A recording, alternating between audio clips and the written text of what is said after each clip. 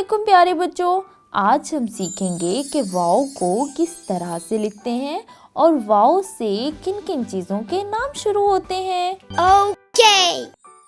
वाव से वर्दी। अब हम वाव को लिखना सीखते हैं। वाव को लिखना बहुत ही आसान है। प्यारे बच्चों, इस वाले नुक्ते पे हम अपनी पेंसिल रखेंगे और इस तरह से नुकात को मिलाते हुए एक छोटा सा दायरा बना देंगे और इसके बाद बाकी तमाम नुकात को भी आखिर तक किस तरह से मिला देंगे तो ये बन जाएगा वाव।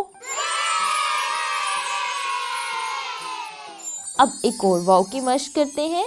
हम इस वाले नुक्ते पे अपनी पेंसिल रखेंगे और इस तरह से नुकात को मिलाते हुए इस तरह से आखिर तक मिला देंगे तो ये बन जाएगा वाव। प्यारे बच्चों, अब बाकी तमाम वाव की मशक आप अपनी किताब पे करें और अपनी मामा को दिखाएं। तब तक के लिए अल्लाह हाफिज।